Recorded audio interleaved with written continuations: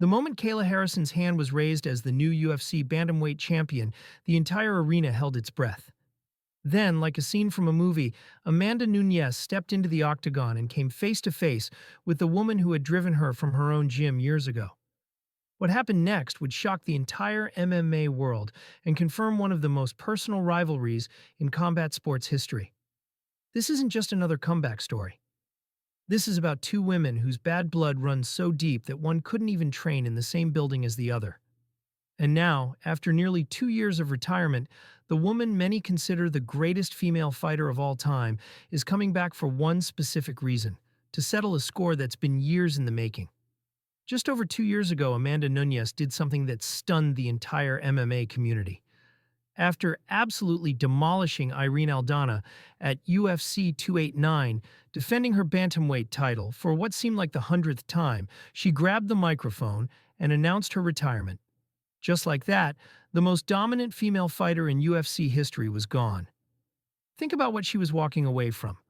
Nunes wasn't just any champion, she was the only woman in UFC history to hold belts in two divisions simultaneously. Her resume reads like a who's who of women's MMA legends, all of them defeated in devastating fashion. Ronda Rousey, knocked out in 48 seconds. Chris Cyborg, the woman everyone thought was unbeatable, starched in 51 seconds. Valentina Shevchenko, twice. Holly Holm, Miesha Tate.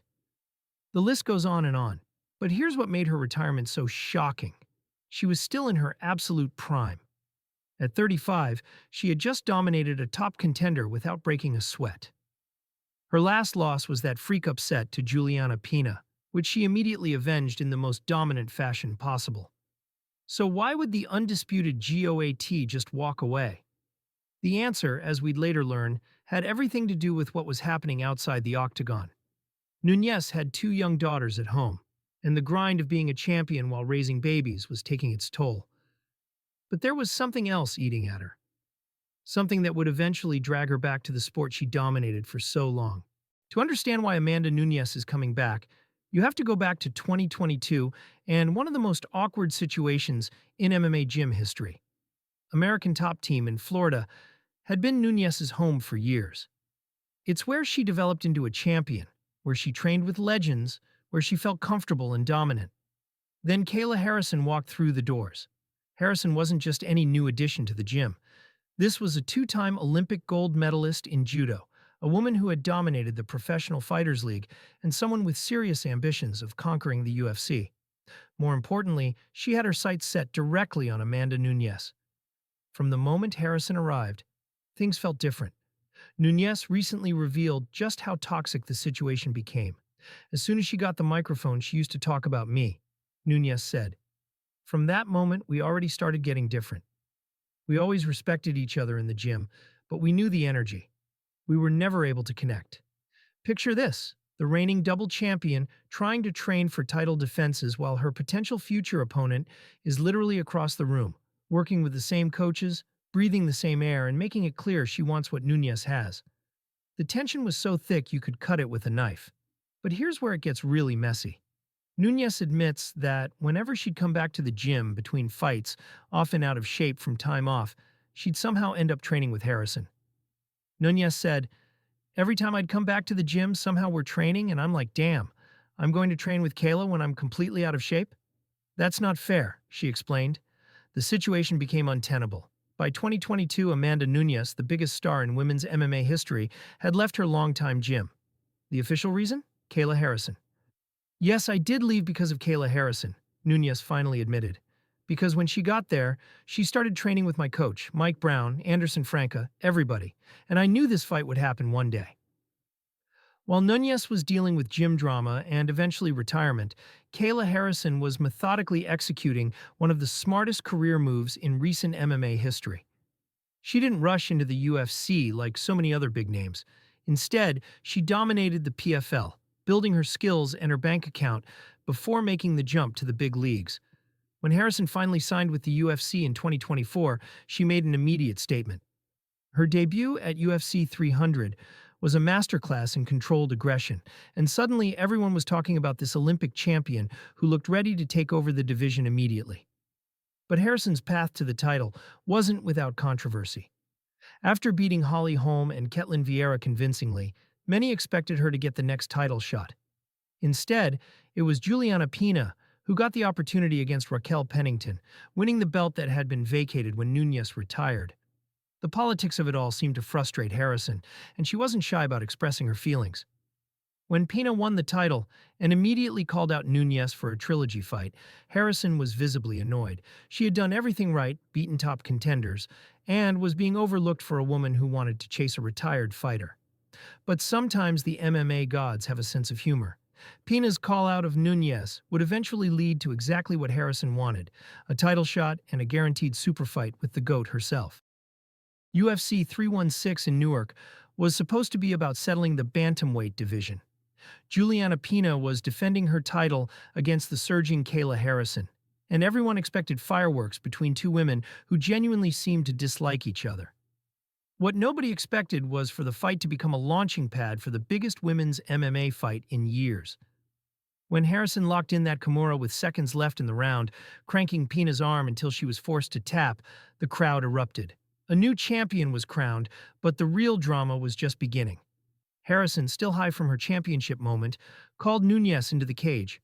And in a moment that will be replayed for years to come, the two women stood face to face in the center of the octagon, with Nunes nodding her head as UFC CEO Dana White confirmed what everyone already knew. The Lioness was coming back. Here's where the story takes a frustrating turn for fight fans. Amanda Nunes announcing her comeback is one thing. Actually making it happen is another beast entirely. The biggest obstacle? The UFC's drug testing protocols. Since Nunes has been out of the testing pool for nearly 2 years, she's required to complete 6 months of random drug tests before she can compete again. That means the earliest we could see her back in action is November or December of this year, assuming she enters the testing pool immediately. But Nunes seems more motivated than ever. "Look, my body's good. I don't have any injuries," she said after UFC 316. "My brain is amazing. Honestly, I'm going to really get in camp full time. Honestly, November or December, I might be ready to go." The personal nature of this fight seems to be driving her in a way that title defenses against random contenders never could. This isn't about legacy or proving herself anymore. This is about settling a score with the woman who made her uncomfortable in her own gym. For Harrison, the timing couldn't be better. She's 34 years old, in her athletic prime, and coming off the biggest win of her MMA career. She's also made it clear that beating Nunes isn't just a goal, it's an obsession. This isn't just another title fight brewing. This is a clash that could redefine women's MMA hierarchy. On one side, you have Amanda Nunes, the undisputed GOAT, who has nothing left to prove but everything to lose.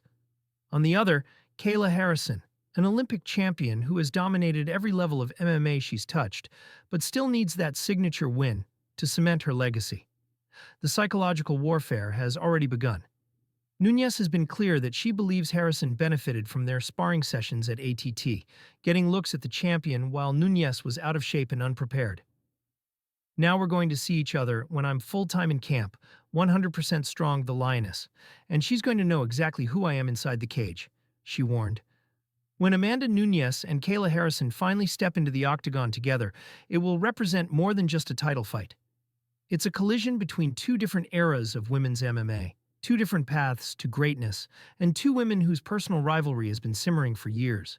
Nunes brings a level of proven championship experience that's almost unmatched in the sport. She's been in big fights, faced adversity, and responded by destroying some of the most dangerous women ever to compete. But she's also coming back from retirement, will be nearly 37 years old, and might be dealing with the rust that comes from time away. Harrison represents the evolution of women's MMA, a complete athlete who combines Olympic-level grappling with constantly improving striking.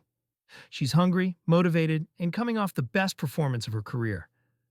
But she's also never faced anyone quite like Amanda Nunes, a fighter who seems to rise to the occasion whenever the stakes are highest.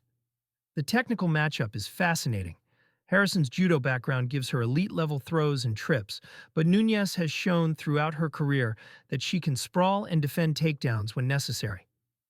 On the feet, Nunes has the advantage in terms of power and finishing ability, but Harrison's striking has improved dramatically during her UFC run.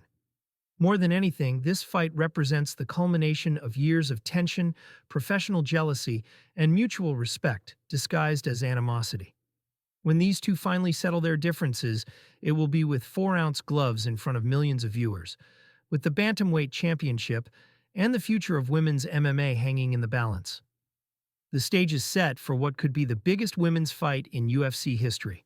Amanda Nunes, the GOAT, versus Kayla Harrison, the Olympic champion who drove her from her own gym. November can't come soon enough.